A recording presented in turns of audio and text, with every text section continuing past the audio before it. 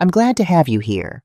Follow my story until the end and comment the city you're watching from, because what I'm about to tell you changed everything I thought I knew about family. My son called 3 days before Christmas. His voice had that smooth, practiced quality he used with vendors he was about to fire.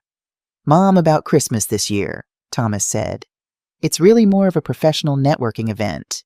High-stakes clients. You'd probably be more comfortable at home." I stood in my kitchen in Edina, Minnesota, phone pressed to my ear. The calendar on the wall showed December 22nd. 3 days until their perfect party. 3 days until I'd spend Christmas alone for the second year in a row. "I see," I said. "That's all. Just 2 words. Because at 59 I'd learned that arguing only made it worse." "I knew you'd understand." Relief flooded his voice. "We'll do something in January. Just us. Family dinner." He hung up before I could respond. No, I love you. No Merry Christmas. Just a dial tone and the hollow echo of his excuse. I looked around my kitchen.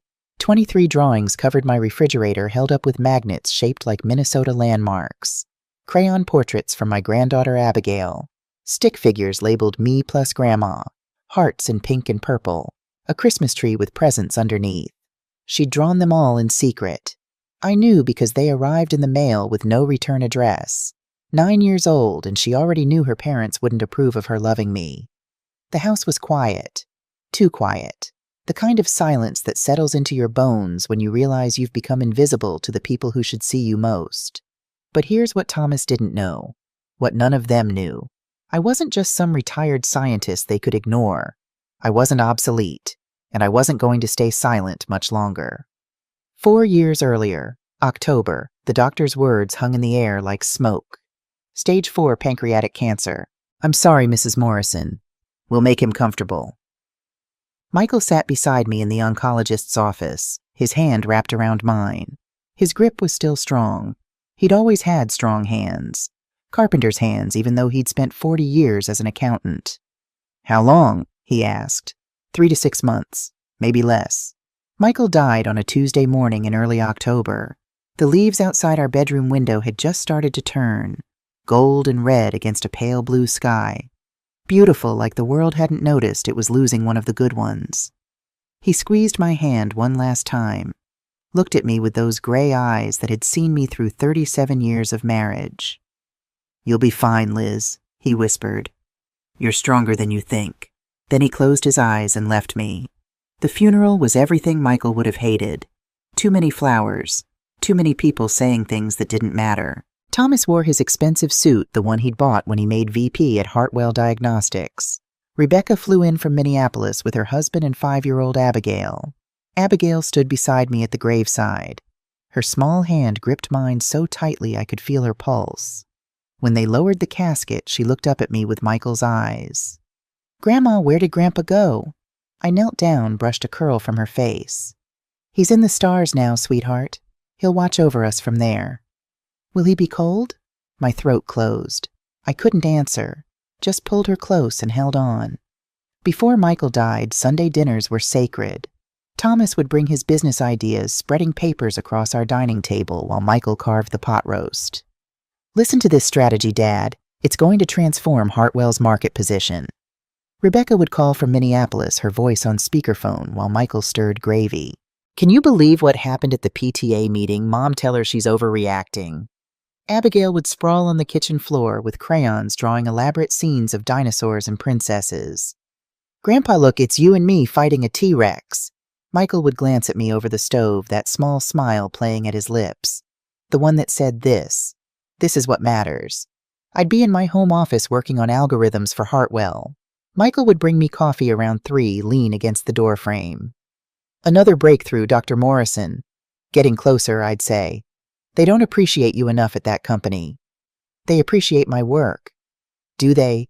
He'd set the coffee down, kissed the top of my head. "Because from where I'm standing, you're the smartest person in that building. By a mile." I'd worked at Hartwell Diagnostics for 32 years. Started as a junior researcher fresh out of grad school. Built their diagnostic imaging department from nothing. When Thomas joined the company 15 years ago, I was proud. Thought we'd build something together. Michael used to say, "Watch out, Liz. Corporate politics doesn't care about family." I should have listened. The first 6 months after Michael died, the kids called often. Grief pulls people together even briefly. Thomas would check in on Sundays. "How are you doing, Mom? Need anything?" Rebecca visited twice that first month. Brought casseroles I wouldn't eat. Sat in the living room making awkward small talk while Abigail colored at my feet. But grief has a shelf life. At least theirs did. By month 7, Thomas's calls got shorter. "Hey, Mom, just checking in. I'm slammed at work. We'll talk soon." By month 9, Rebecca's visits stopped. "Really busy, Dad. Rain check." The rain check never came. The changes at work were subtle at first. I'd be explaining a diagnostic protocol in a meeting, and Thomas would interrupt. "That's good background, Mom, but let me bring this to the modern context." Like I was teaching history instead of cutting-edge AI research. Or he'd send emails about strategy without copying me. When I asked, he'd say, "Just operational stuff. Didn't want to clutter your inbox." Clutter. My inbox. At the company I'd helped build. The real shift happened at a board meeting in December 1 year after Michael died. I was presenting my research on neural network applications in medical imaging. 30 slides. 15 years of work. The board members listened politely, asked intelligent questions. Then Thomas stood up. "Mom's expertise is valuable," he said, "but we need to think about scalability, fresh perspectives, younger talent that understands where the market's heading." Younger talent. He was 33. I was 58. Apparently that made me obsolete. The board nodded, took notes, started asking Thomas questions they should have been asking me. After the meeting, I cornered him in the hallway. "What was that?" "What was what?" He wouldn't meet my eyes. "You undermined me in front of the board." "I was just providing context, Mom." He checked his watch. "Look, I have another meeting. We'll talk later." We didn't talk later. We stopped talking about anything that mattered at all. The second year was worse. Thanksgiving came and I wasn't invited. I found out from Facebook. Rebecca posted photos of a huge dinner at Thomas's penthouse. The whole family gathered around a table that could seat 20. Thomas carving turkey. His wife Celeste laughing with Rebecca. Abigail in a fancy dress sitting between her parents. I called Thomas. "I didn't realize you were having Thanksgiving dinner," I said, keeping my voice level. Pause. "It was last minute, Mom. Just immediate family." "I'm immediate family." "You know what I mean. It was small, intimate."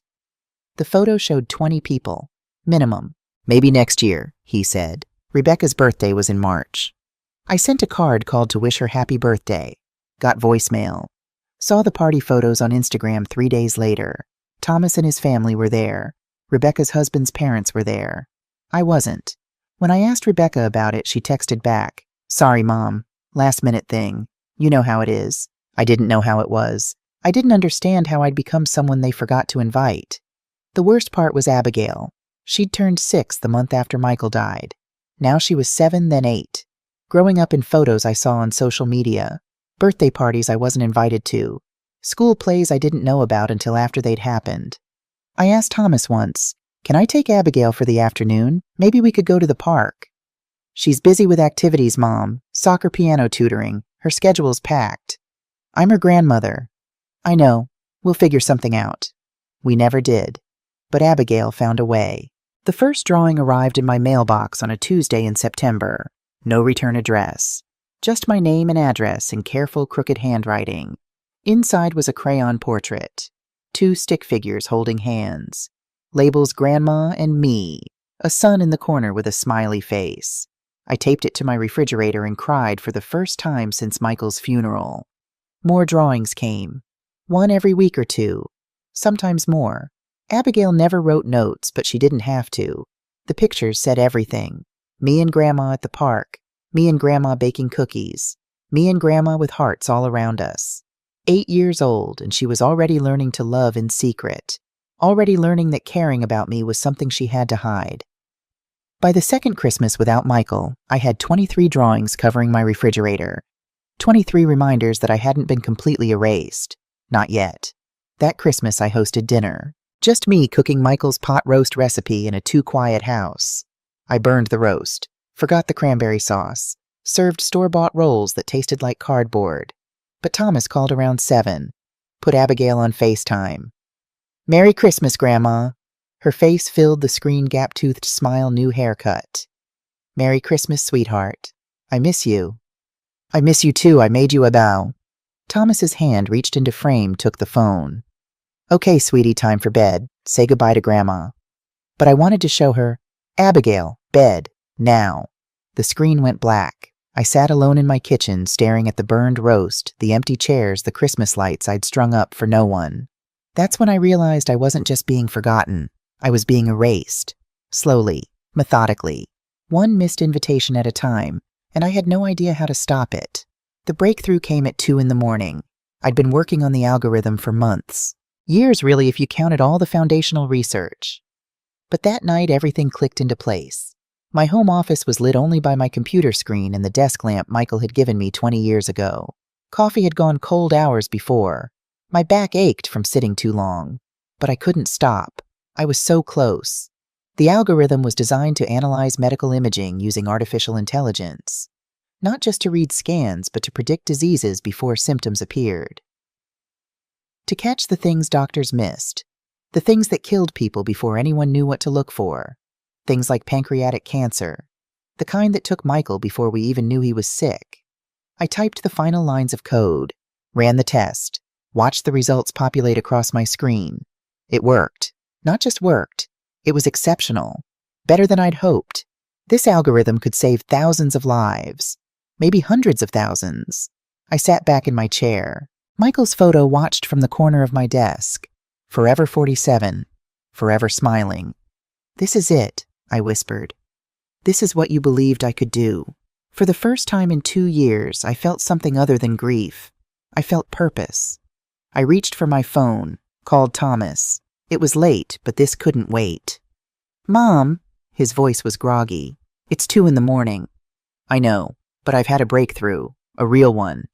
Pause. His voice sharpened. Tell me more. It's an AI algorithm for analyzing diagnostic imaging. It can predict diseases before they're symptomatic. Thomas, this could revolutionize early detection. How far along is it? Complete? Tested? It works. Long pause. I could hear him breathing, could almost hear his mind working. This could save the company, he said finally. Hartwell's been struggling. Investors are nervous. But something like this. Mom, this could change everything. I should have heard the hunger in his voice. Should have recognized that tone. But I was tired, excited, and still desperate for my son to see me as valuable. I want to validate it first, I said. Run it past some colleagues, make sure I'm not missing anything. Of course. But Mom, when you're ready, this could be huge for Hartwell. For all of us. I know. I'm proud of you. Those 4 words. I hadn't heard them in so long. They hit like warm water after years of cold. Thank you, I whispered. After we hung up, I sat in the dark staring at my screen. Something nagged at the back of my mind. Something Michael used to say. Document everything, Liz. The world isn't always fair to women in tech. He'd seen things during our marriage.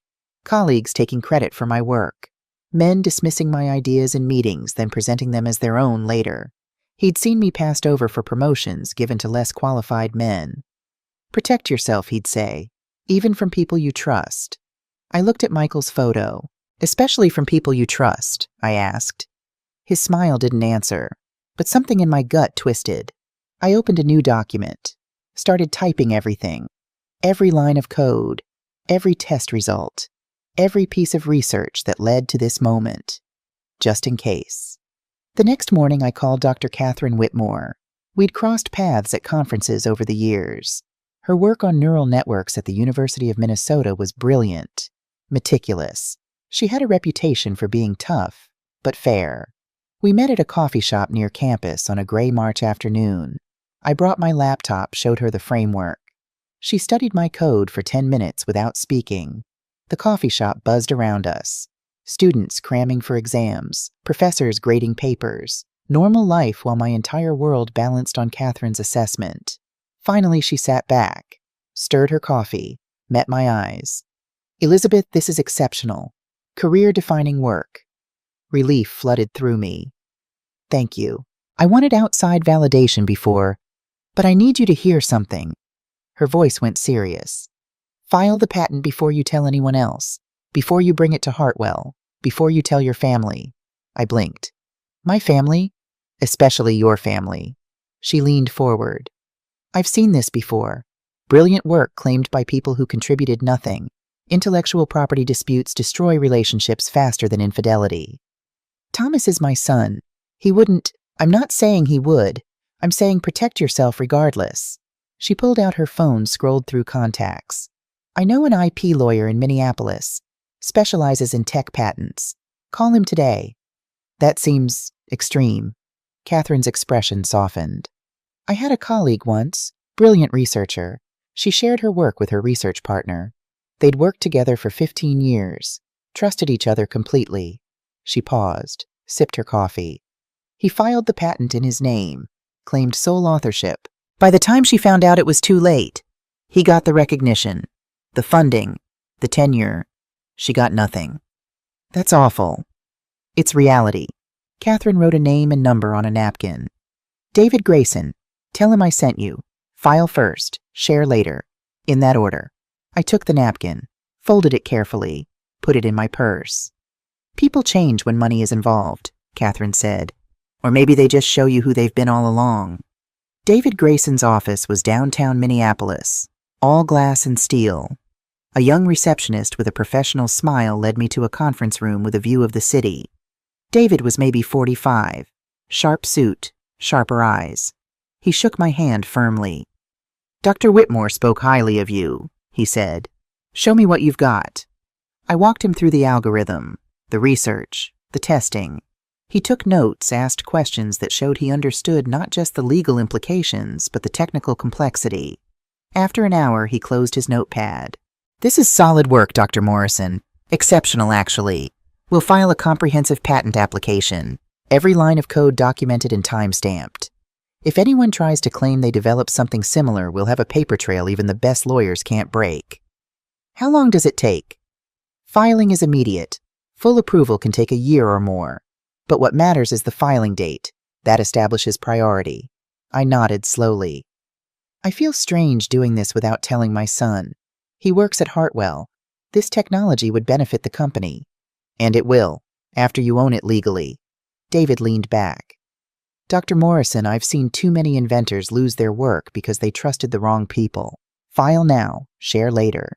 You can still work with Hartwell. You'll just do it from a position of protection.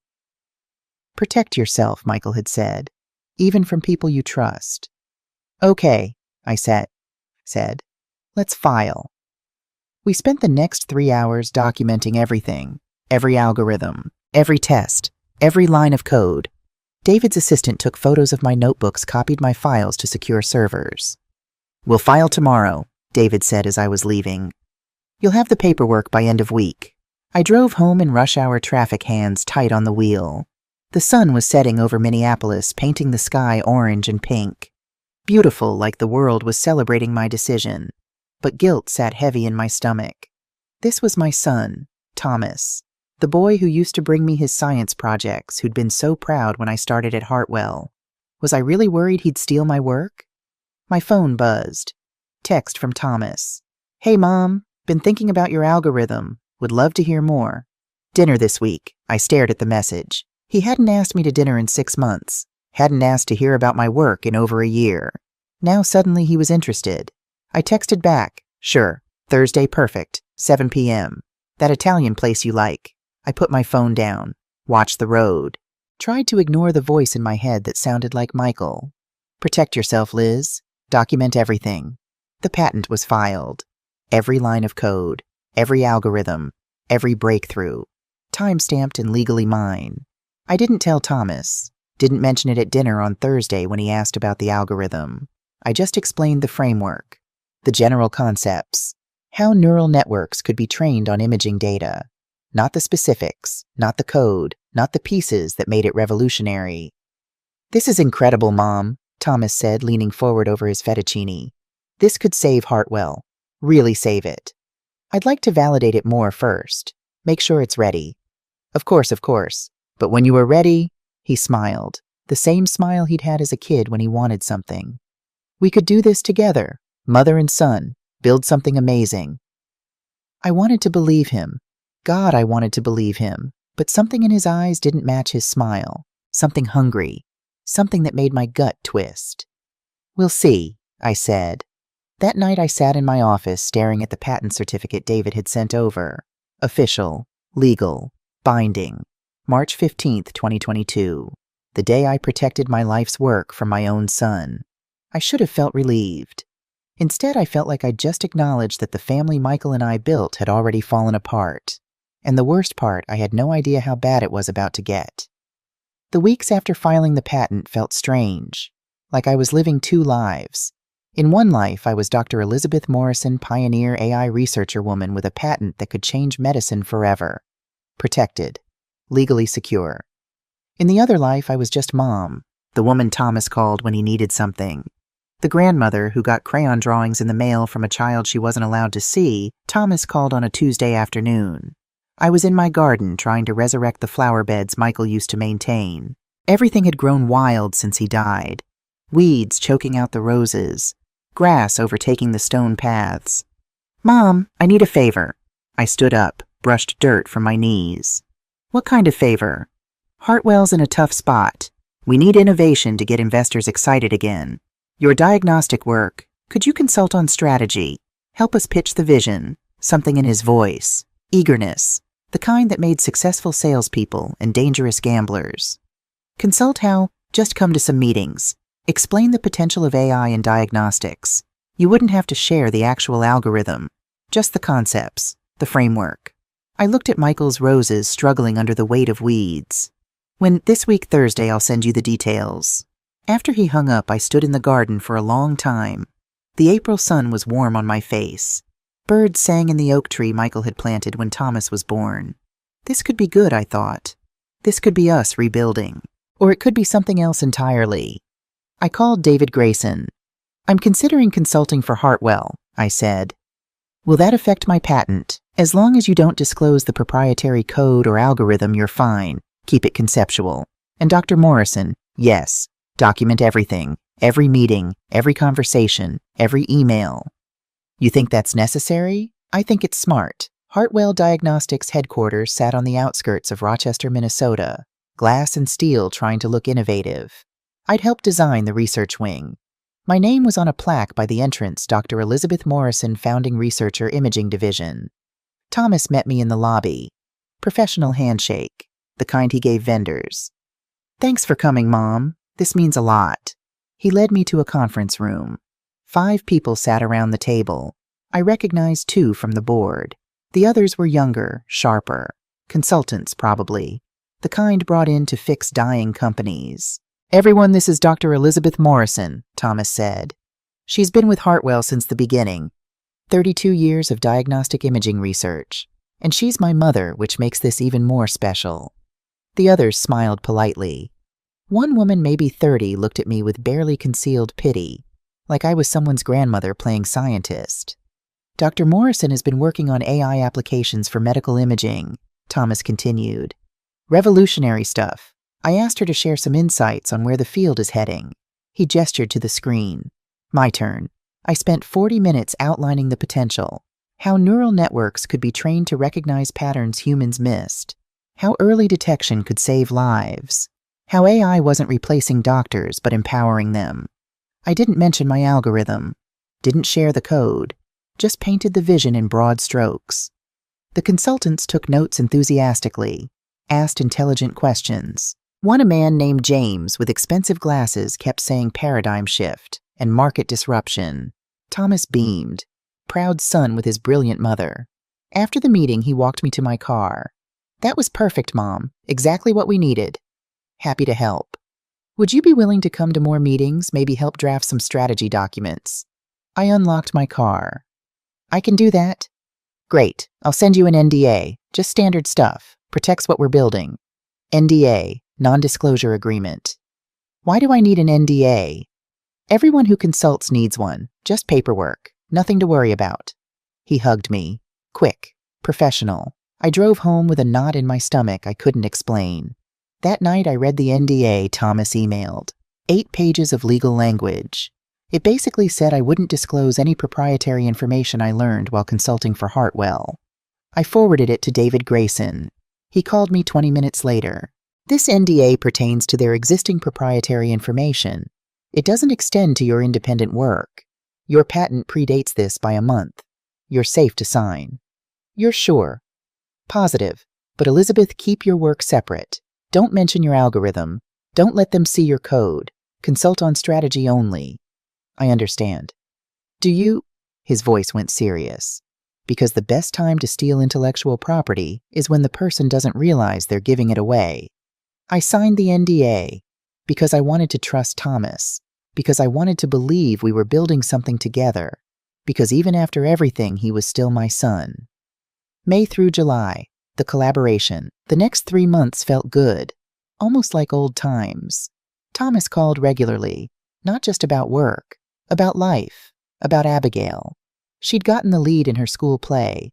She'd started taking art classes. She's really talented, Mom. You should see her drawings. I do see them, I thought. Every week in my mailbox. But I just said I'd love to visit sometime. Maybe take her to lunch. Yeah, definitely. Once things calm down at work, we'll set something up. The meetings at Hartwell continued. I outlined frameworks for training AI models, explained data structures, discussed regulatory challenges for medical technology. Always careful. Always keeping my actual algorithm private. But I didn't realize how much Thomas was learning. How he could take my frameworks and extrapolate the rest. How a smart person could reverse engineer the puzzle when you've already showed them most of the pieces. June 28th, the investor pitch.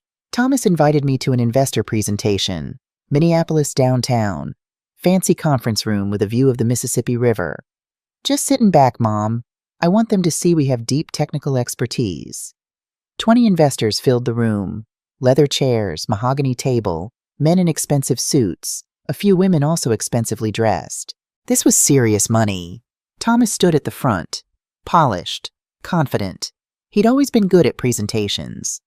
Hartwell Diagnostics is pioneering the integration of artificial intelligence into our diagnostic platforms, he said, clicking through slides I'd never seen. My slides, my frameworks, my concepts, presented as Hartwell's innovation. We're positioned to revolutionize early disease detection. Our AI can predict conditions before they're symptomatic. Cancer, heart disease, neurological disorders. We catch them when they're treatable. One investor, an older man with silver hair, glanced back at me. And you are, Thomas answered before I could. That's my mother, Dr. Elizabeth Morrison. She founded Hartwell's research division.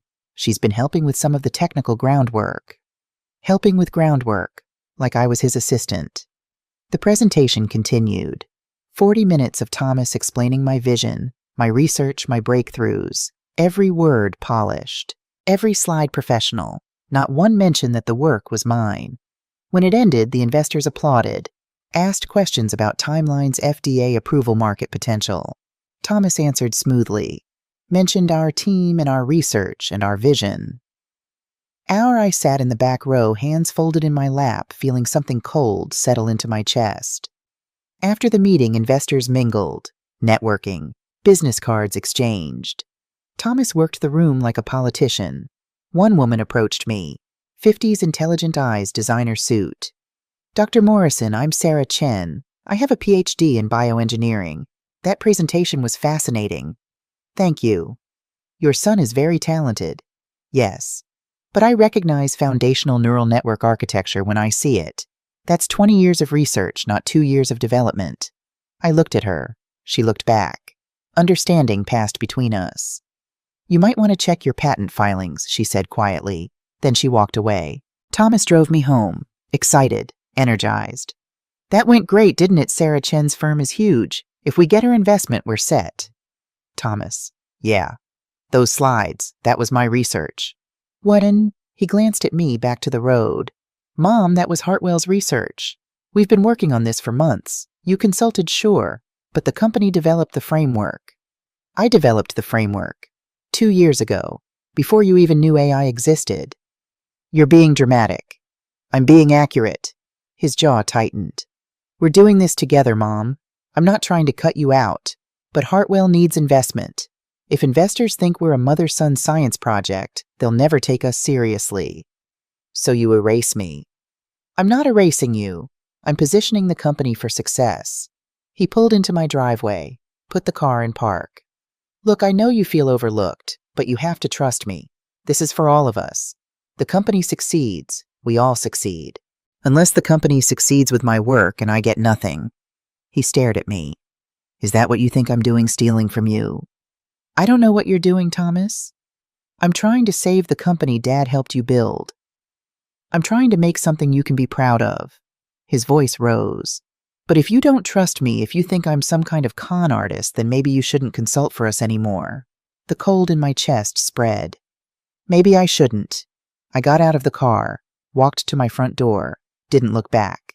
Thomas drove away, fast, angry. I went inside, closed the door, and stood in my empty house. Then I went to my office, pulled up the file where I documented everything, added today's date, described the presentation, the slides, Thomas's words, helping with technical groundwork. I thought about what Sarah Chen had said. Check your patent filings. My patent was filed March 15th. Safe, protected. But what if Thomas filed his own patent, claiming the work as Hartwell's?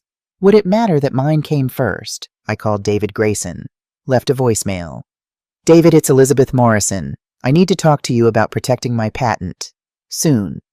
Then I sat in Michael's chair in the dark and wondered how everything had gone so wrong so fast. Outside, stars were coming out. Michael was up there somewhere, watching, knowing he'd been right to tell me to protect myself. But protection felt cold, felt like giving up on the family we'd built together. The question was, had Thomas given up first, or was I imagining threats where there were none? I wanted to believe I was paranoid. I wanted to be wrong, but in my gut, that cold feeling spread.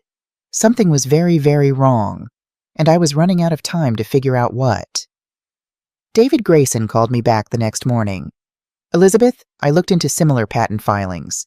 There's nothing matching your work. Yet. Yet, the key word is yet. If Thomas tries to file, he'll be blocked. Your patent has priority. But, he paused. I want you to do something. What? Start recording your meetings with him.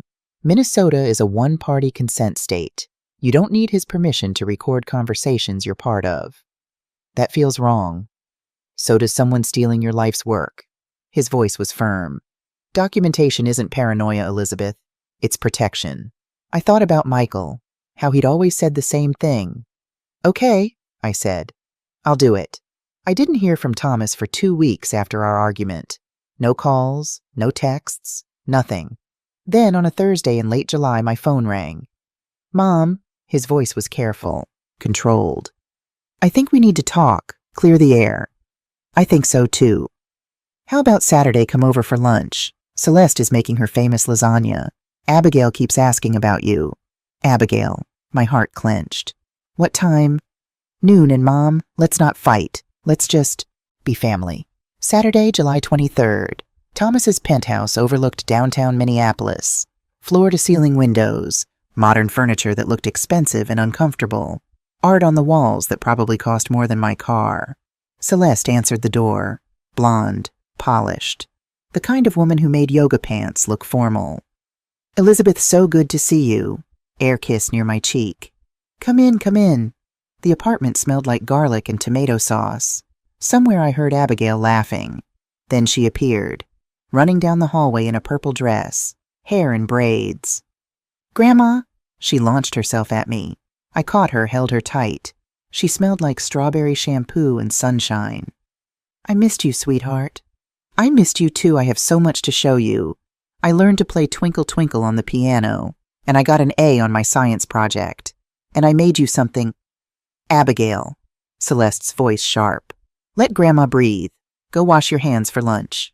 Abigail's smile faltered, but she nodded, squeezed my hand once more, and ran off. Lunch was tense despite the lasagna.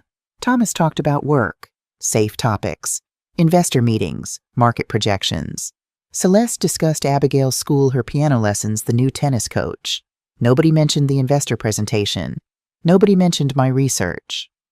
After lunch, Celeste took Abigail to her room for quiet time, which meant I wasn't allowed to spend time with my granddaughter without supervision. Thomas led me to his home office, closed the door. Look, Mom, about the presentation. I could have handled it better. You could have, but you have to understand. Investors need confidence. They need to believe Hartwell has a unified vision, a strong team. If I tell them it's all based on one person's research, your research, they get nervous. What happens if you leave? If you get sick? If something changes? So you pretend the work is yours. Not mine, ours, the company's. He leaned against his desk. Mom, I'm not trying to hurt you. I'm trying to build something. Something Dad would be proud of. Don't use your father. He'd want this. He'd want the company to succeed. He'd want us working together. I looked at my son, 34 years old, wearing a polo shirt that probably cost $300, living in a penthouse I couldn't afford. Are we working together, Thomas? Or are you working and I'm just there? That's not fair. None of this is fair. I stood. I'm going to say goodbye to Abigail. Mom, I'm not fighting with you. I'm just done pretending everything is fine. Abigail's room was pink and white, stuffed animals everywhere, a desk covered in art supplies. She sat on her bed holding a large piece of construction paper. Grandma, look. She held it up. I made this for you. It was us, stick figures holding hands, a house, a garden, a sun with a smiley face. At the bottom in careful letters, I love you, Grandma, from Abigail. My throat closed. It's beautiful, sweetheart.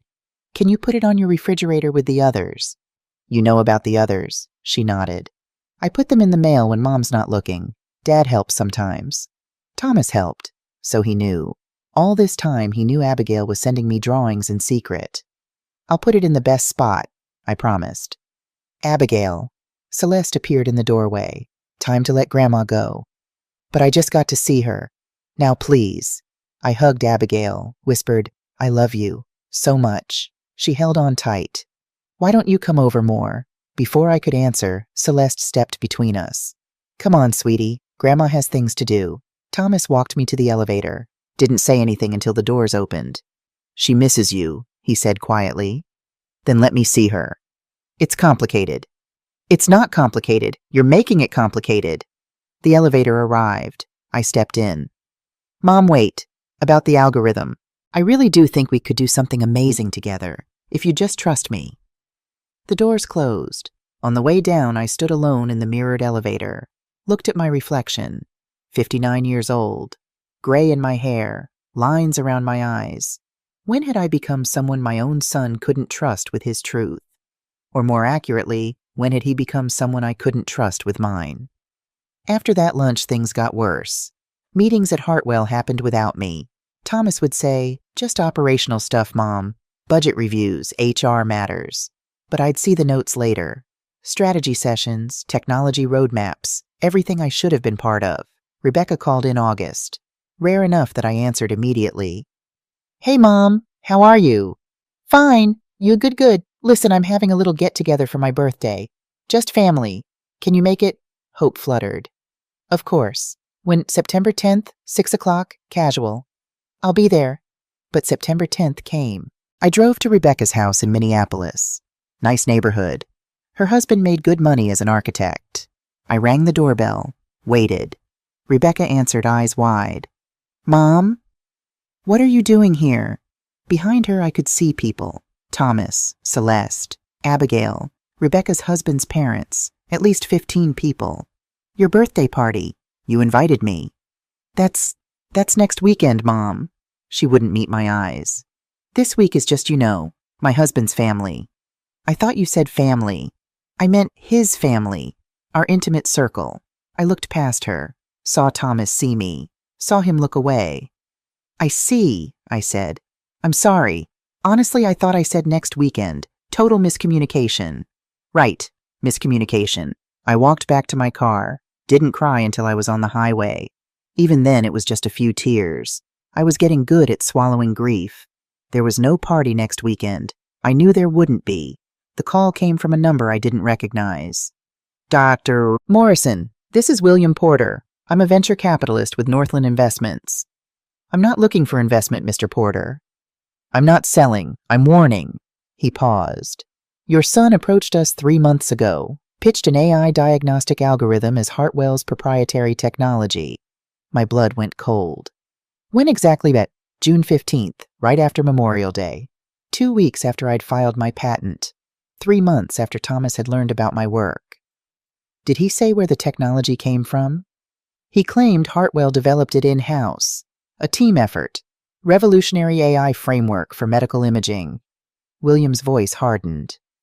But I did my homework, Dr. Morrison. I found your patent filing, March 15th. The framework in Thomas's pitch matches your patent almost exactly. Why are you telling me this? Because I don't do business with liars, and because my mother is a researcher. I know what it's like when men take credit for women's work. He paused. I'm emailing you the pitch deck. You should see what he's been saying. The email arrived 2 minutes later. 23 slides, professional graphics, Hartwell logo on every page. Revolutionary AI framework for predictive diagnostics. Proprietary technology developed by Hartwell Diagnostics. Led by Thomas Morrison, VP of Innovation. Every slide detailed my work, my algorithms, my research, my breakthrough, presented as if Thomas had invented it. I sat at my kitchen table and read it 3 times. Each time the betrayal cut deeper. My son hadn't just taken credit. He'd tried to sell my work, for profit, to multiple investors, while pretending we were building something together. I called Catherine Whitmore. She came over that night. Read through the pitch deck. Didn't say anything for a long time. Finally, Elizabeth, I'm sorry. I filed the patent. I'm protected legally. Yes, but that's not what I'm sorry about. She closed the laptop. I'm sorry your son did this. I'm sorry you can't trust your own family. I'm sorry that speaking up means destroying relationships. What should I do? What do you want to do? I thought about Abigail's drawings on my refrigerator. About Thomas's lies. About Michael's voice. Protect yourself, Liz. I want justice, I said, but I don't want to hurt innocent people. Sometimes justice hurts everyone, including the person seeking it. Catherine squeezed my hand. But silence protects abusers, even when they're your children. I met with 2 of my former colleagues, Colin Reed and Lauren Hayes. Both had left Hartwell years ago, frustrated by corporate politics. We met at a coffee shop in Stillwater, small town far from Minneapolis, less chance of running into anyone from Hartwell. I want to start a new company, I told them. Neural diagnostics, built on my patent, clean slate, no politics. Colin leaned forward. I'm in, Lauren nodded. Me too. When we file for IPO in October, target launch January 1st. Midnight. Why midnight? Colin asked. Because I want a very specific launch date. I pulled out my phone, showed them Thomas's last text, the one from September. Family dinner for Christmas. Just the 3 of us, I'd replied I'd love that. He'd never followed up, never set a date, just another empty promise. I'm launching at midnight on Christmas, I said, while Thomas has his networking party. Lauren smiled, slow and sharp. Poetic.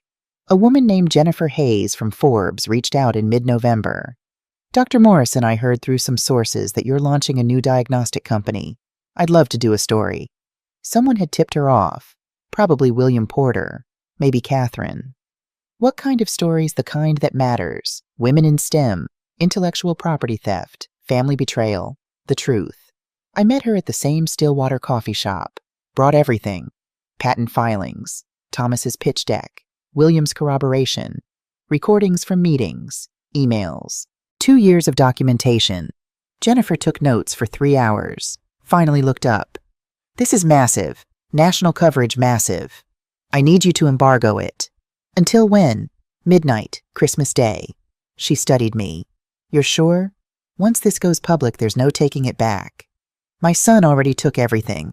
I'm just taking back the truth. What about Hartwell employees? This story breaks the company tanks. People lose jobs. I know. The guilt sat heavy. But if I stay silent, Thomas keeps doing this. To me, to others. Silence enables abuse.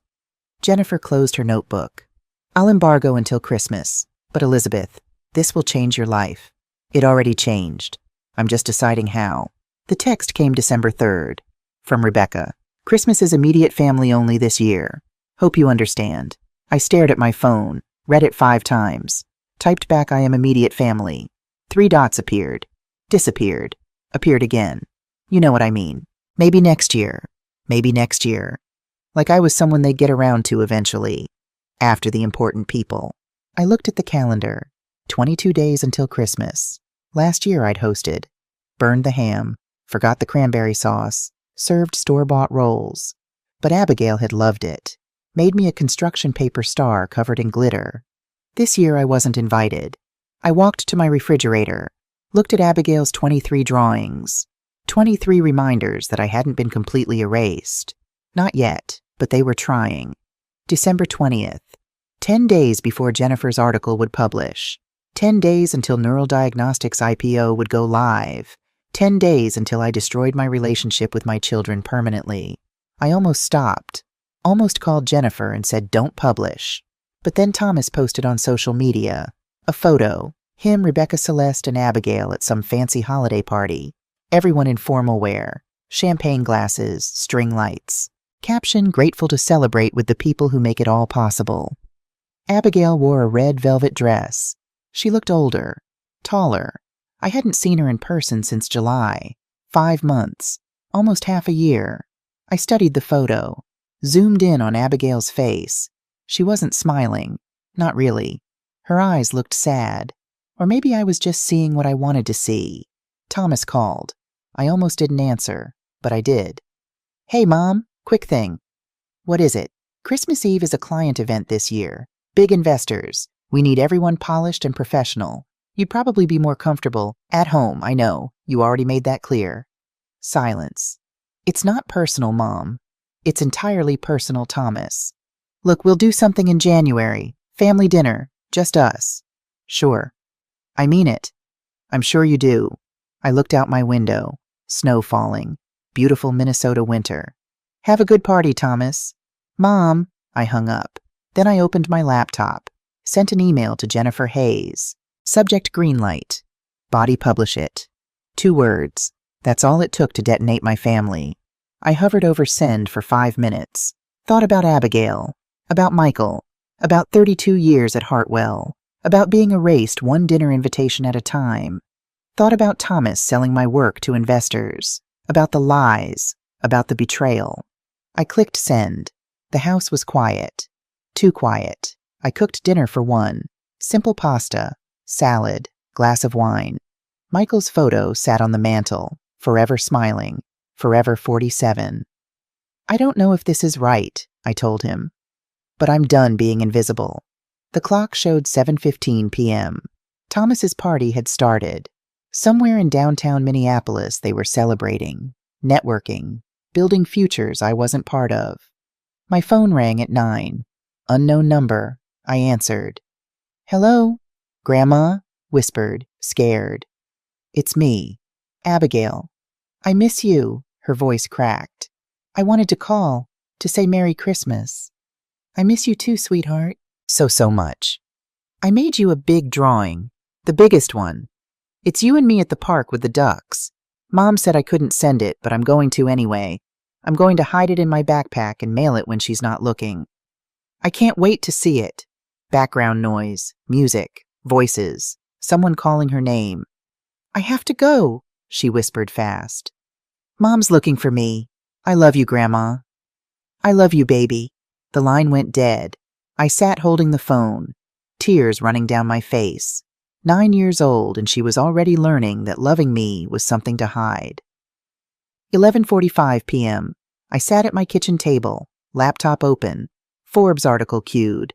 Neural Diagnostics IPO ready to go live at 12:01.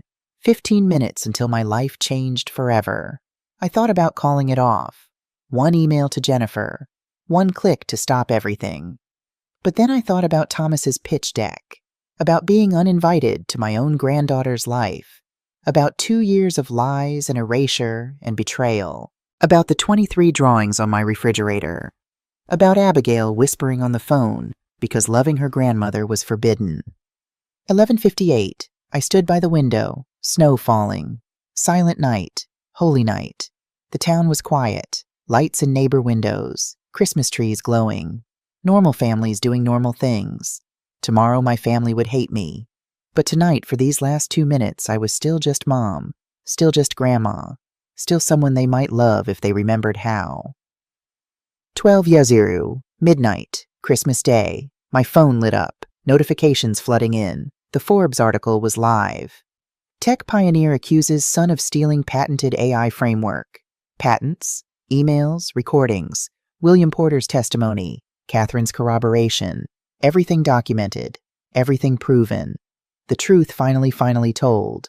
Neural Diagnostics IPO, $2.7 billion valuation. I sat down, watched my phone explode with messages. Support, hate, interview requests, legal threats.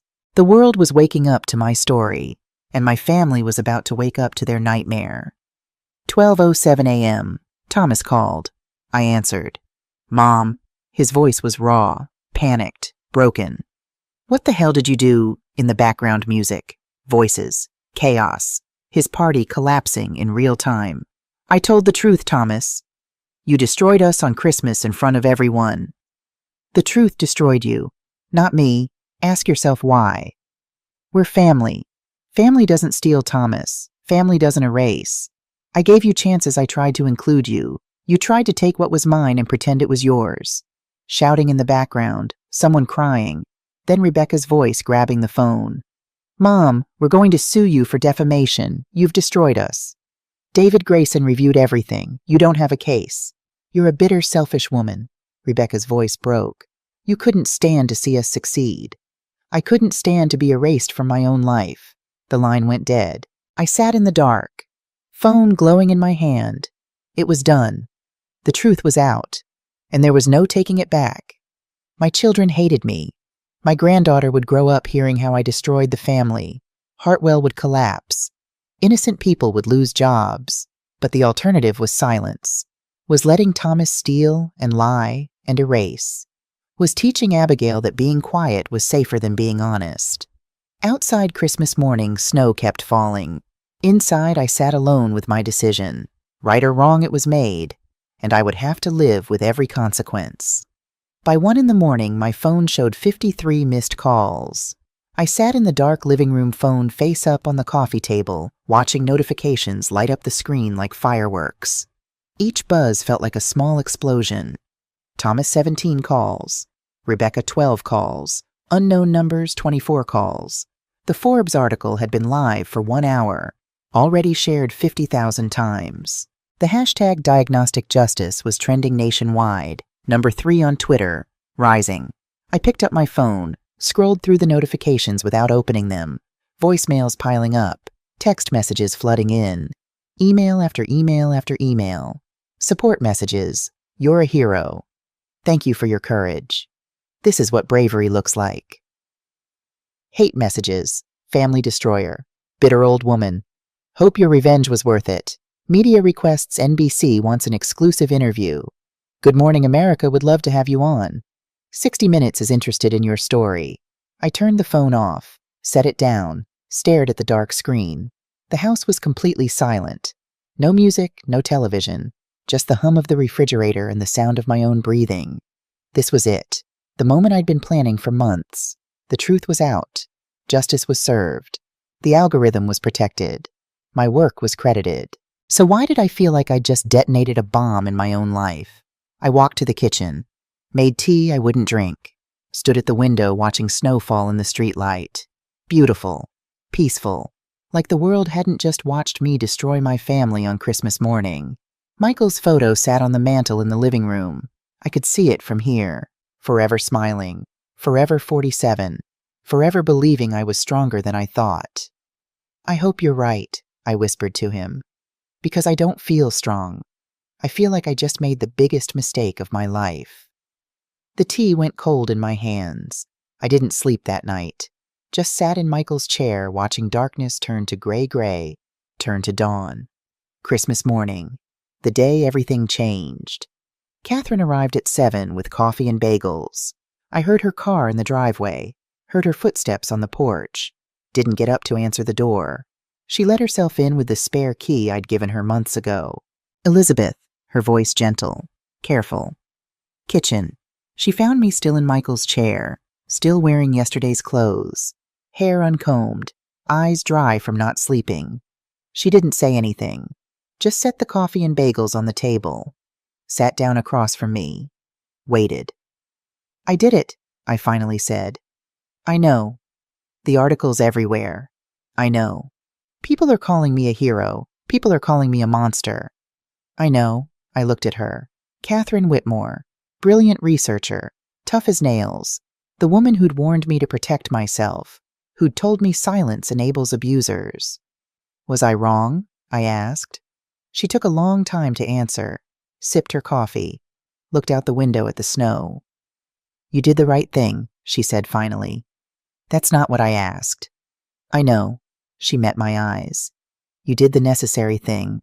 Sometimes they're the same. Sometimes they're not." "That's not reassuring." "I'm not here to reassure you, Elizabeth. I'm here to sit with you while you live with your decision." We sat in silence for a while, drank coffee, didn't touch the bagels. Finally, Catherine said, "Thomas held a press conference last night. Did you see it? No? You should watch it." "Why?" "Because he's falling apart, and you need to see what your truth did to him." She pulled out her phone, opened YouTube, found the video.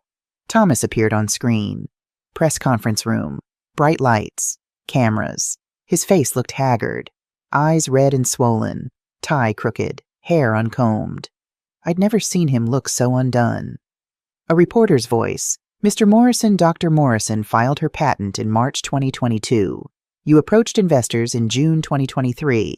Can you explain the discrepancy?" Thomas's mouth opened, closed, opened again. The research was collaborative, family development, shared intellectual property between mother and son. Did you have Dr. Morrison's permission to pitch her patented technology? We were working together on, That's not what I asked Mr. Morrison. Did you have explicit permission? Thomas froze, looked at someone off camera, then back at the reporters.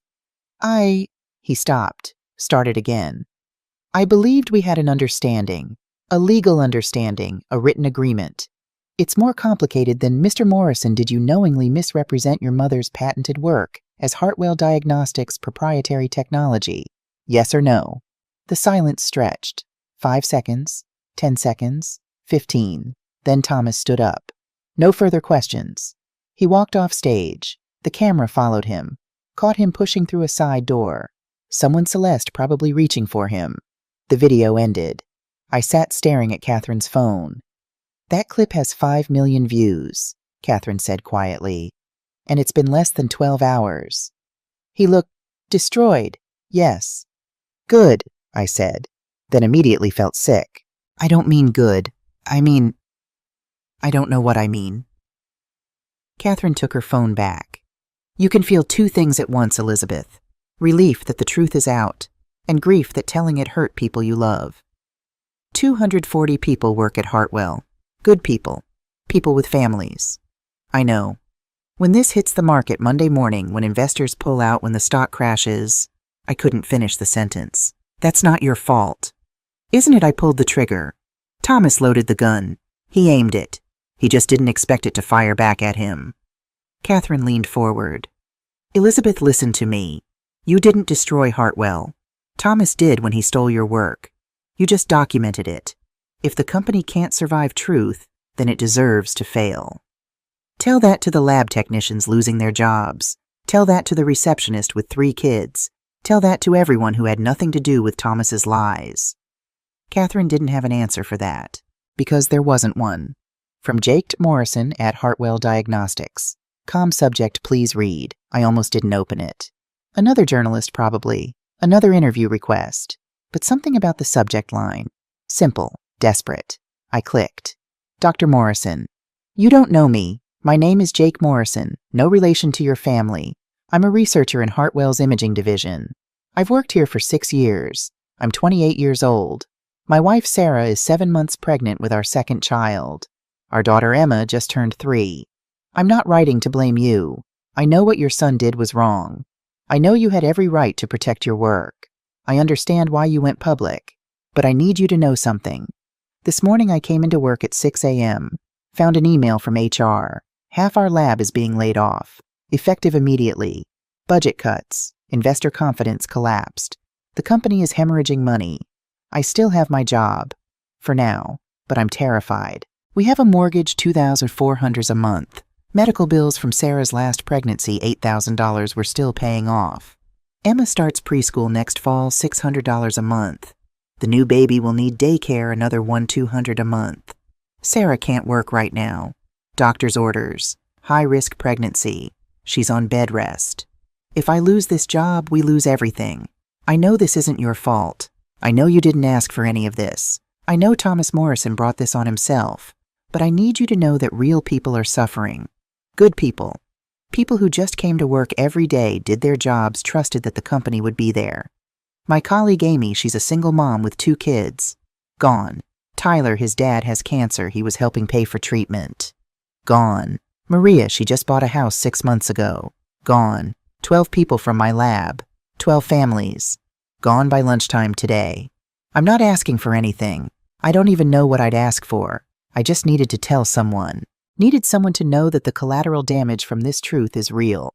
We're not numbers. We're not statistics. We're people. I hope your algorithm saves lives. I really do. I hope all of this meant something. But right now it just feels like everything is falling apart. Jake Morrison, Senior Researcher, Imaging Division, Hartwell Diagnostics. I read the email 7 times. Each time the words cut deeper. Real people are suffering. We're not numbers. Everything is falling apart. I stood up, paced the kitchen, sat back down, read it again. Catherine had left an hour ago. The house was empty. Just me and Jake Morrison's words. 28 years old.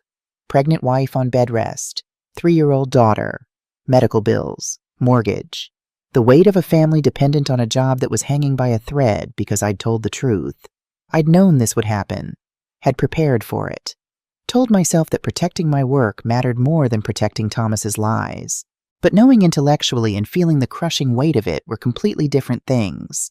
Jake Morrison wasn't abstract. He wasn't theoretical. He was real. And his suffering was real. And it was happening because of choices I'd made. My hands shook as I typed my response. Jake, thank you for your honesty. And for your courage in writing to me. You're right. This isn't your fault. And you're right that it's not entirely mine either. But I understand why it feels that way.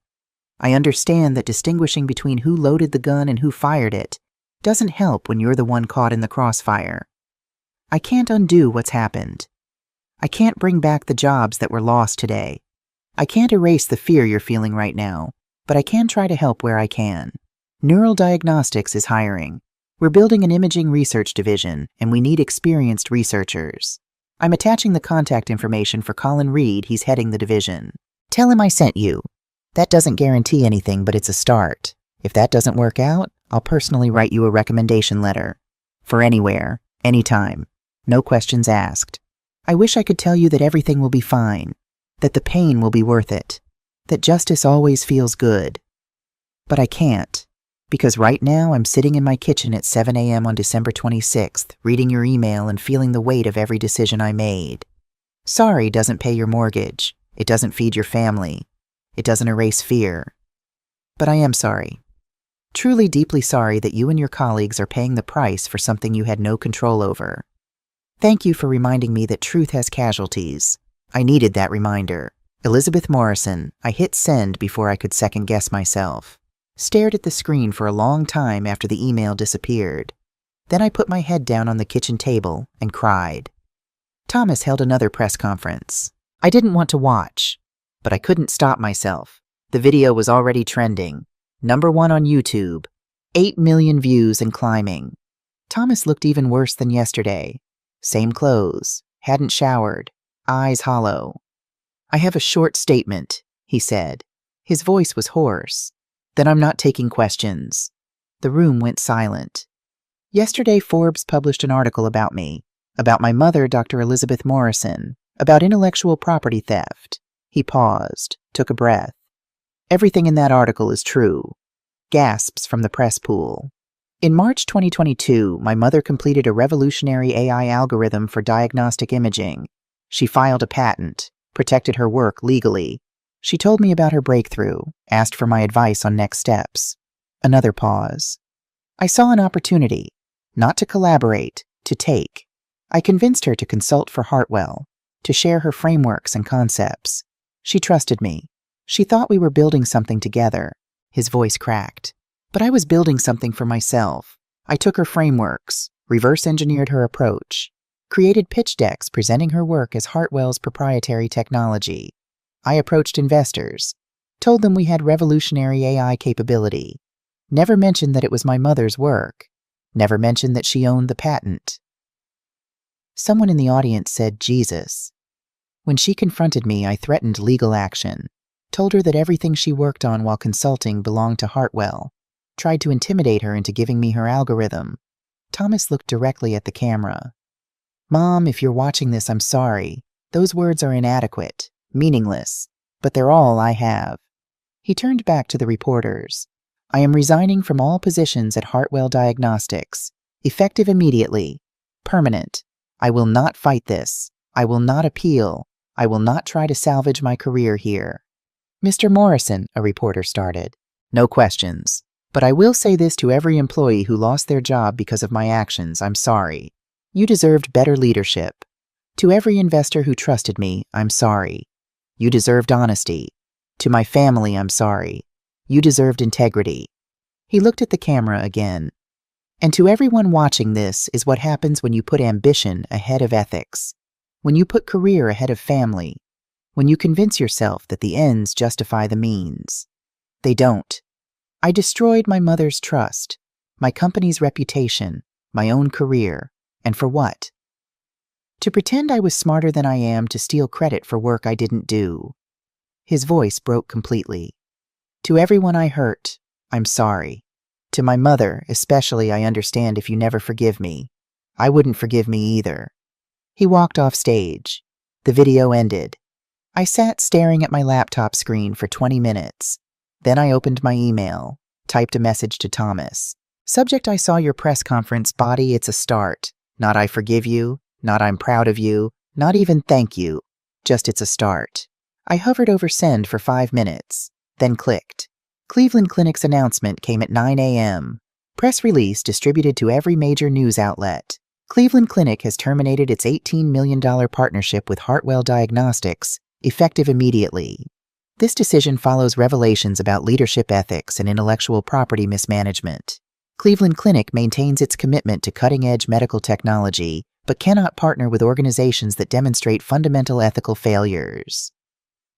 By 10 a.m., Hartwell's stock had dropped 20%. By 11 a.m., 31%. By noon, trading was halted. More emails started arriving. Dozens. Then hundreds. Former colleagues. "Elizabeth I always knew you were the brains behind Hartwell's innovation. Glad you're finally getting credit. What Thomas did is unforgivable. You did the right thing going public. I worked with you for 15 years. This doesn't surprise me at all. He always took credit for other people's work." Current Hartwell employees. "Dr. Morrison, I just lost my job. My husband has MS. Our insurance covered his treatments. What happens now? I hope you're happy. 200 families are suffering because you couldn't let your son succeed. You're a hero to some people. To me, you're the reason my daughter might not go to college." Strangers. "You're an inspiration. Thank you for standing up for women in STEM." Bitter old woman who destroyed her son out of jealousy. "This is what integrity looks like. Thank you for your courage." I read every single one, every word of praise, every word of condemnation. Catherine found me at my kitchen table at 11 p.m., laptop open, eyes red, face wet. "Elizabeth, you need to stop reading those. I need to know. You need to sleep." How can I sleep? How can I close my eyes when people are losing their homes because of me? Because of Thomas, not you. That's a convenient distinction when you're not the one paying rent with unemployment checks. Catherine closed my laptop. Firmly. "Listen to me. The system was broken. Thomas was lying, stealing, misrepresenting. You didn't break Hartwell. You just stopped pretending it wasn't already broken. That's easy to say when you're not responsible. You're not responsible for Thomas's choices, but I'm responsible for mine, and my choice put 200 people out of work. Your choice protected intellectual property rights, protected women in STEM, protected the integrity of medical research. Yes, it had consequences, but that doesn't make it wrong. I looked at her. Are you sure? No, she admitted. I'm not sure, but I'm sure that staying silent was wrong. And sometimes when all your choices are hard, you pick the one you can live with. Can I live with this? I don't know, Elizabeth. Can you? The email came from William Porter at 8 a.m. Subject: you need to see this, attached 47 files. I opened them one by one. Pitch decks, email chains, meeting notes, all from Thomas, all from May through August, all showing him systematically shopping my algorithm to different venture capital firms. Northland Investments, Greystone Capital, Summit Ventures, Redwood Partners, Beacon VC, 5 firms, 5 pitches, 5 opportunities to sell my work. Each pitch deck was nearly identical. 23 slides, professional graphics, Hartwell logo on every page. Revolutionary AI framework for predictive diagnostics. Proprietary technology developed by Hartwell Diagnostics. Led by Thomas Morrison, VP of Innovation. Every single word was a lie. One email stood out. From Thomas to a VC named Richard Sterling at Summit Ventures. Rick, following up on our meeting last week. The AI diagnostic algorithm I presented is ready for commercialization. Full patent protection in place. We're positioned to dominate the early detection market within 3 years. Hartwell just needs the right investment partner to scale. Are you interested? Full patent protection. Technically true, because I had filed a patent, but presented as if it was Hartwell's patent, as if Thomas had filed it, as if the work was his. Another email to Greystone Capital. The beauty of our AI framework is that it's entirely proprietary. No external dependencies, no licensing requirements. We own it outright. That's the competitive advantage. We own it outright. We, not my mother, developed it. Not Dr. Morrison holds the patent. We. I forwarded the entire folder to David Grayson with one line, "How much of this is prosecutable?" He called me 30 minutes later. All of it. Jake Morrison emailed me again at 6:15 a.m. Subject: update Dr. Morrison. They fired me this morning. I arrived at 6 a.m. for my shift. Security was waiting. They walked me to my desk, watched me pack my personal items, escorted me out. Didn't even let me say goodbye to my team. 15 more people gone today. 27 total from our division. Sarah's crying. Emma keeps asking why Daddy's home. The baby's due in 6 weeks. I sent my resume to Colin Reed like you suggested. Haven't heard back. I know it's only been 2 days, but every day feels like a year right now. I'm not mad at you. I want you to know that. I'm scared. And I needed to tell someone. Thank you for listening. Jake, I replied immediately. Jake, I'm calling Colin right now. Calling, not emailing. You'll hear from him by end of day. In the meantime, I'm wiring $10,000 to your account. Don't argue. Don't refuse. Consider it a consulting fee. I need someone with your expertise to review some technical documentation for neural diagnostics. 1 hour of your time. $10,000. Deal. Give me your bank account details. I'll have it transferred by noon. You're not alone, and you will get through this. Elizabeth. I called Colin at 7 a.m. We're hiring Jake Morrison, I said. No preamble, no small talk. Elizabeth, we've got 20 applications for every... I don't care. We're hiring him. Today. Make it happen. Is he qualified? 6 years at Hartwell. Senior researcher. Imaging division. And Colin, he's got a pregnant wife and a 3-year-old. He's terrified. And he's suffering because I told the truth. Silence. So yes, I continued. He's qualified. And we're hiring him. Full salary, full benefits. Starting January 2nd. Make it happen. Okay, Colin said quietly. I'll make it happen. Thomas's text arrived at 2:47 a.m. Can we talk? I was awake, had been awake for hours, staring at the ceiling in the dark. Please, Mom, just 5 minutes. I looked at my phone, the messages glowing in the darkness. I didn't respond. More messages came over the next day's December 31st. Dad, I know I messed up, but please, let me explain. January 1st, I'm losing everything. My job, my reputation. Rebecca won't talk to me. Please, Mom, don't shut me out. January 2nd. Fine, I get it. You've made your point. I deserved this. All of it. January 3rd. Celeste took Abigail to her mother's. Said she needs space to think. I think she's going to leave me. January 5th. I'm sorry. I don't know if that means anything, but I'm sorry. I read each one, didn't respond to any of them. My phone rang at 8 a.m. Thomas. I stared at the screen, let it ring 3 times. 4, 5. Then I answered. Mom! His voice was completely wrecked, hoarse, like he'd been crying for days. Thank you for answering. I didn't say anything, just waited. I'm sorry. Silence. I know that's not enough. I know sorry doesn't fix anything, but I'm sorry. Why now? I asked. My voice sounded cold, distant, like it belonged to someone else. Because you got caught, because you lost everything, because Celeste is leaving you. Yes, he didn't try to deny it. All of those reasons, but also because I finally see what I did to you. What did you do to me, Thomas? Long pause. I could hear him breathing, could almost hear him thinking. I erased you, he said finally. I made you invisible, treated you like you were obsolete, like you didn't matter, like your work was just raw material I could use to build my own success. Keep going. I stole from you. Not just your algorithm. I stole your contributions, your recognition, your place in your own granddaughter's life. I made Abigail think loving you was something she had to hide. His voice broke. I destroyed you, Mom, systematically, over 2 years, and I told myself I was doing it for the company, for the family, but I was just doing it for myself. Why? Because...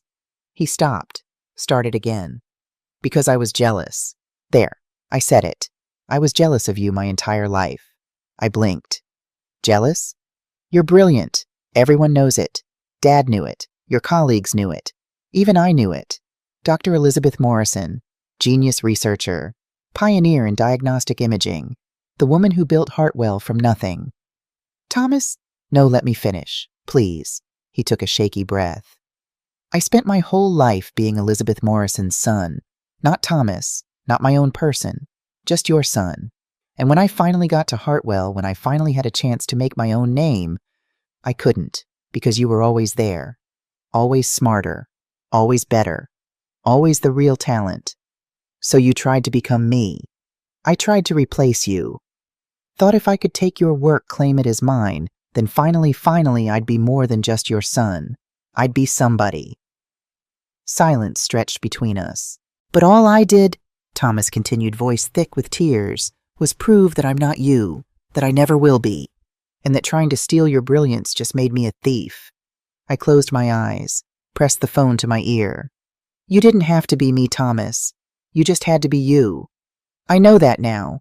I know a lot of things now. Too late. All of it too late. What do you want from me? I don't know if I deserve anything from you, but can I try to fix this? Can I try to make it right? How? I already resigned, publicly confessed, but that's not enough. I want to testify. If anyone sues investors, the board, anyone, I want to tell the truth under oath. I want to make sure everyone knows exactly what I did. That'll destroy any chance you have of working in this industry again. I know. No company will touch you. I know.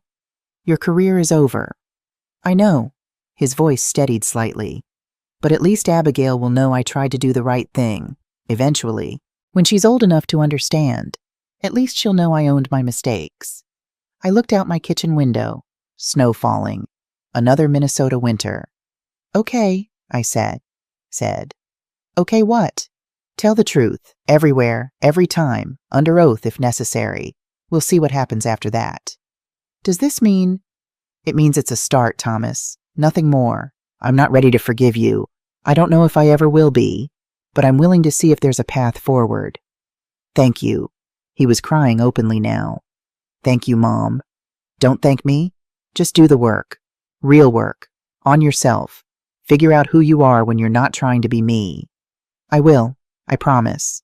We hung up. I sat in my kitchen for a long time after, staring at my cold coffee, at the snow outside, at Abigail's drawings on the refrigerator. Michael's photo watched from the mantel.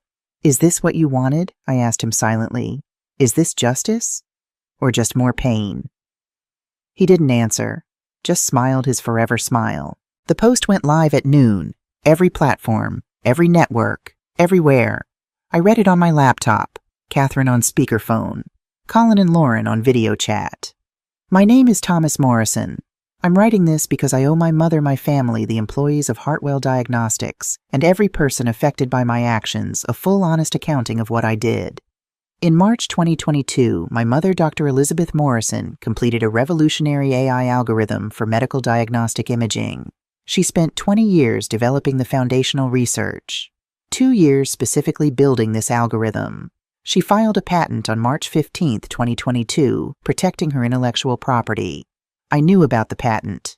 She told me, showed me the filing documents, asked my advice on commercialization strategies.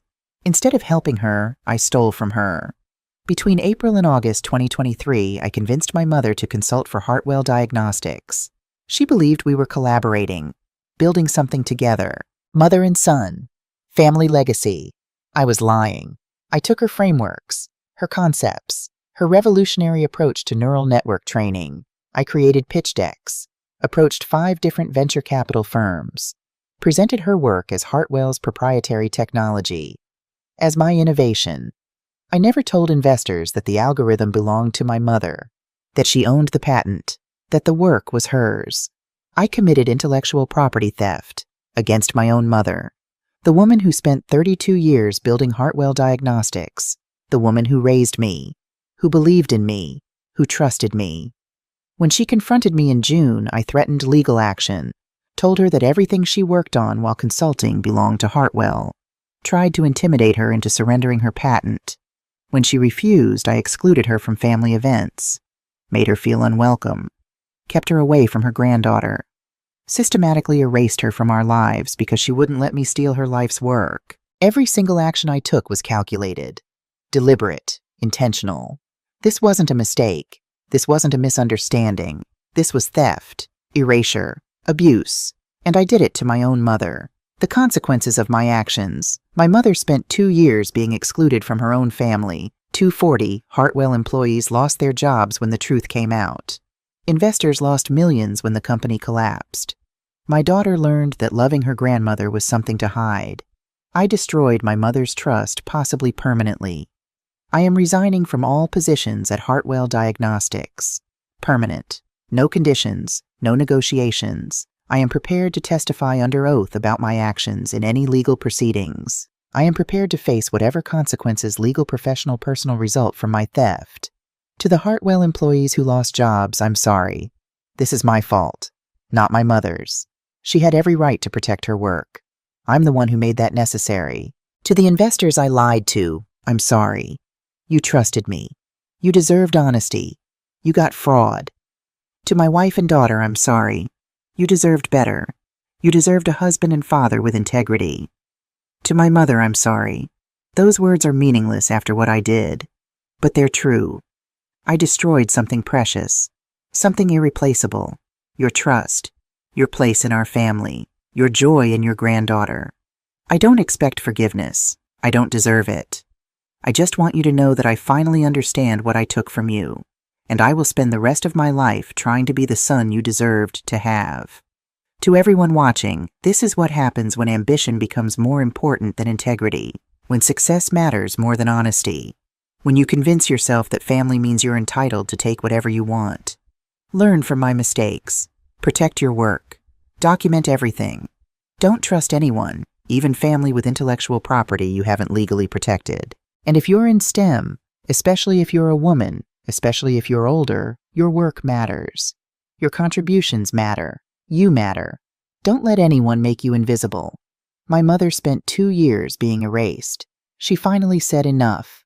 She was right to do it, and I was wrong. About everything.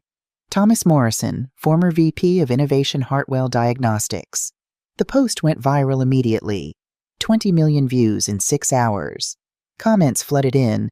This is the most honest public confession I've ever seen. Too little too late. He destroyed hundreds of lives. At least he's owning it. That takes courage. Courage would have been not stealing in the first place. I'm a 62-year-old female engineer. Thank you, Thomas, for finally seeing what you did. And thank you, Dr. Morrison, for refusing to be erased. I read the post 3 times, then opened my email. To Thomas, morrisonpersonal@gmail.com. Subject: I saw your statement, Thomas. It's a start. It's not forgiveness. It's not reconciliation. It's not everything is fine now.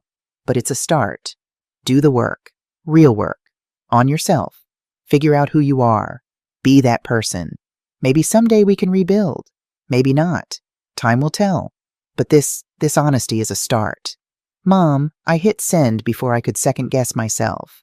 30 seconds later, my phone buzzed. Thank you. That's more than I deserve. I'll do the work. I promise. Can I see Abigail? Bring her to visit you if you're willing. I stared at the message. Thought about Abigail. About her drawings. About 2 years of loving me in secret. Yes. Call me next week. We'll set a date. William Porter's call came at 9 a.m. Dr. Morrison, Cleveland Clinic, wants to talk. About what partnership? They terminated with Hartwell, but they still want the technology. Your technology. They've been watching neural diagnostics. They're impressed. Set up a meeting. 3 days later, I sat in a conference room with Dr. Robert Patterson, Cleveland Clinic's chief medical officer, and his team. Colin and Lauren flanked me. Dr. Patterson was maybe 60. Gray hair, kind eyes. The look of someone who'd spent 40 years actually caring about patients. Dr. Morrison, he said, shaking my hand. I've been following your work for years, even before this recent situation. Your algorithm is exactly what healthcare needs. Thank you. Early detection saves lives. We know that. But we're not good at it. Doctors are human. We miss things. We overlook signs. We wait until symptoms are obvious, and by then it's often too late. He pulled up a slide. Statistics. Survival rates for early detection versus late-stage diagnosis. Pancreatic cancer detected at stage 1, 90% 5-year survival. Detected at stage 4, 3%. My breath caught. Michael's cancer. Stage 4 at diagnosis. Dead 6 months later. Your algorithm detects patterns before symptoms appear, before standard diagnostic protocols would catch anything. It's revolutionary, and we want to be part of it. What kind of partnership? $75 million over 3 years. Clinical trials. FDA approval pipeline. Full implementation across our network. 18 hospitals, 220 clinics. Colin whistled softly. If the trials succeed, Dr. Patterson continued, we'll expand to our international partners. We're talking about millions of patients, millions of lives potentially saved. I looked at Michael's photo on my phone's lock screen, forever smiling. This is what you believed I could do, I thought. This is why all of it mattered. We're interested, I said. By end of January, Neural Diagnostics was valued at $3.8 billion. My controlling interest made me technically a billionaire. I didn't feel like a billionaire. I felt tired, and sad, and relieved, and guilty. I felt everything and nothing at once. But the technology would save lives. That was what mattered. Neural Diagnostics hired 50 researchers by March. Jake Morrison was the first. His thank you email arrived the day he started Dr. Morrison, first day at Neural Diagnostics. Colin gave me the tour. State-of-the-art lab. Incredible team. Real resources to do real work. Sarah had the baby last week. A girl. We named her Elizabeth. Thank you for giving me a second chance.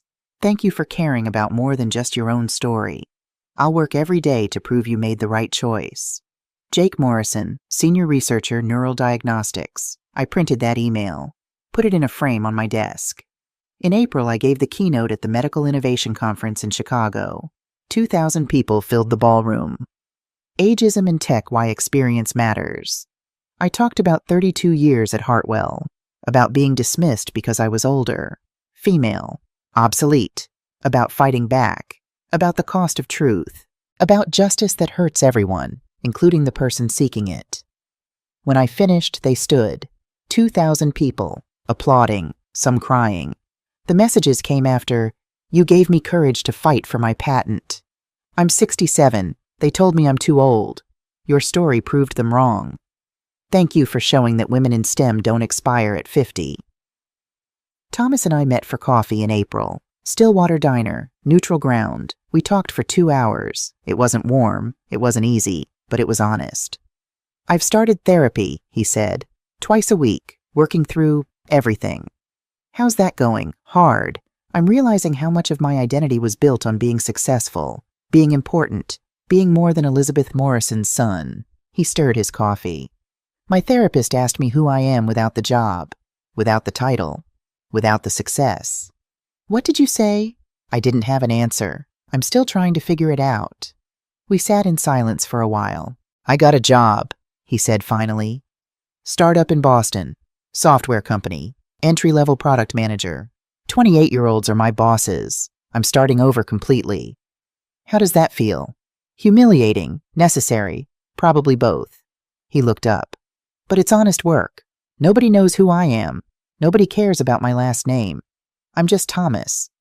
Guy who writes product specs and sits in too many meetings. That might be good for you. Yeah, maybe. Pause. Abigail asks about you constantly. My heart clenched. What do you tell her? That Grandma is amazing, that I made terrible mistakes, that we're trying to fix things, but it takes time. He met my eyes. Can she see you soon? She misses you so much, Mom. I miss her too. Next weekend I could bring her to Adina, just for the afternoon. Yes, I said immediately. Yes, bring her, please. Christmas Eve looked different this year. Not empty, not lonely, just different. My house was full of people. Catherine, Colin, Lauren, David Grayson, Jennifer Hayes from Forbes, William Porter, Jake Morrison and his family, Sarah Emma and baby Elizabeth, Jack Kowalski, Michael's oldest friend and his wife. 12 people, laughing, cooking, telling stories. At 11:45, we gathered in the living room, raised glasses. To second chances, Colin said. To truth, Lauren added. To rebuilding, David offered. Jack looked at me. To finding your people. I looked around the room. These people had stood by me, believed me, supported me when my own children couldn't. To family, I said, the one we're born into and the one we choose. We clinked glasses, drank, smiled. At midnight, fireworks exploded in the distance, the new year arriving, new beginnings. My phone buzzed. 12:14 a.m., email notification. From Abigail Morrison 2016 at gmail.com. Subject, can I call you? My hands shook. I opened it. Hi, Grandma. Dad set up this email for me. He said I can write to you whenever I want now. Can I call you like video call? Mom said it's okay. Dad said it's okay. I really want to talk to you. I miss you so much. I made you 20 new drawings. I saved them all. I want to show you. Can I call you right now? Please, I love you, Grandma. Love, Abigail. I looked up. Everyone was watching. It's Abigail, I whispered. She wants to video call. Catherine smiled. Then call her back, Elizabeth. I stepped into Michael's old office, hands trembling, opened the video app, found Abigail's name, pressed call. The screen connected. And there she was, 10 years old now, taller, hair longer, wearing pajamas with stars on them, Michael's eyes looking back at me. Hi, Grandma. I couldn't speak, just looked at her, memorized every detail of her face. Hi, sweetheart. Merry Christmas. She was smiling, that gap-toothed smile I remembered. I'm so happy I get to talk to you. I'm happy too, baby. So happy. Dad said I can call you whenever I want now, and I can come visit. And you can come to my house. And we don't have to hide anymore. We don't have to hide anymore, I repeated, tears streaming down my face. I made you so many drawings. Look, she held up a folder. This one is us at the park. This one is us baking cookies. This one is us at the zoo. This one is Abigail, sweetie, slow down, I heard Celeste say in the background. Grandma can't see them all at once. But I want to show her everything. I want to see everything, I said. Tell me about each one. She talked for 30 minutes, about school, about piano, about her new baby cousin Rebecca had a son in September, about learning to ice skate, about everything I'd missed. I listened, smiled, cried quietly. Finally, she yawned. I should go to bed, she said reluctantly. But Grandma, yes, sweetheart. Can I come visit you tomorrow? For Christmas, Dad said maybe if you want. I looked at the calendar. Christmas Day. Yes, tomorrow. Please come tomorrow. Yay, I'm going to bring all my drawings and we can bake cookies and you can meet my hamster. His name is Snowball and I can show you my piano songs. Abigail, breathe. I laughed. Yes to all of it. Come whenever you want. I love you, Grandma. I love you so much, Abigail, more than you'll ever know. I know, Grandma. I always knew. The call ended. I sat in Michael's chair for a long time, tears drying on my face, but smiling. Catherine appeared in the doorway. You okay? She's coming tomorrow. That's wonderful. I looked at Michael's photo on the desk, forever smiling, forever believing I was stronger than I thought. I did it, I whispered to him. I protected my work. I told the truth. I lost everything and found it again. Different, changed, but found. His smile didn't answer, but I didn't need it to. I knew. Abigail at 10. He stood on my porch, holding his daughter's hand, looking older, thinner, but steadier somehow. Thank you for this, Mom. I nodded. Still couldn't quite smile at him. The wounds were healing, but they weren't healed. Abigail launched herself at me. I caught her, held her tight, breathed in strawberry shampoo and childhood. I brought everything. She held up a backpack. My drawings, my piano music pictures of Snowball. Show me all of it, I said. Thomas and Celeste left. We'll pick her up at 3. That's fine. We spent 5 hours together, baking cookies, looking at her drawings, listening to her play piano on her tablet, talking about everything. At lunch, she asked, Grandma, why couldn't I see you for so long? I thought about lying, making it simple, but she deserved truth. Because your dad and I had a fight, a big one, about something he did that hurt me, and it took a long time for us to figure out how to talk to each other again. Did you stop loving each other? No, sweetheart. Love doesn't turn off like a switch. But sometimes love isn't enough. Sometimes people need time and space and honesty before they can be close again. Are you close again now? We're working on it. It's not easy, but we're trying. She thought about this. I'm glad you're trying. Me too. Because I love you both. And it was sad when you weren't talking. I pulled her close. I'm sorry you had to be sad about that. It's okay. You're together now. That's what matters. 10 years old, and she understood forgiveness better than any adult I knew. I'm writing this in February, 14 months after the Forbes article, 14 months after I detonated my family to protect my truth. Neural Diagnostics just finished Phase 2 clinical trials. The algorithm works, better than we hoped. Early detection rates up by 43%. Survival rates improving dramatically. We're expanding, partnering with 12 more hospital systems. By 2027, our technology will be in 200 hospitals across North America. The work will save thousands of lives. Michael would be proud. Thomas and I talk once a week, carefully, honestly, rebuilding trust brick by brick. He's still in Boston, still working entry level, still in therapy, still figuring out who he is when he's not trying to be me. Last week he called. I got a promotion, team lead, small team, but it's mine. Earned it honestly. I'm glad, Thomas. Thanks, Mom. That means a lot. We're not close, but we're honest. Sometimes that's better. Rebecca and I had lunch last month. She apologized. Really apologized. I saw what Thomas did and I made excuses, because it was easier than admitting my brother was wrong. I'm sorry, Mom. Thank you. Can we try to be mother and daughter again? We can try. It's awkward. Careful. But it's something. Abigail visits every other weekend. We bake, draw, talk about everything. Last week she asked, Grandma, was it worth it? Everything you went through. I thought about it. Really thought about it. Yes, I said finally. Because you're worth it. Because truth is worth it. Because I'm worth it. She hugged me. I think you're the bravest person I know. I'm not brave. I'm just a woman who got tired of being invisible. But if my story helps one person stand up for themselves, if it helps one woman in STEM protect her work, if it helps one person choose truth over silence, then every painful moment was worth it. You're not too old. You're not obsolete. Your work matters. Your voice matters. You matter.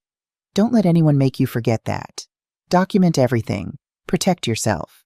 Speak up, even when it's hard, even when it costs everything. Even when the people you love become the people you have to fight.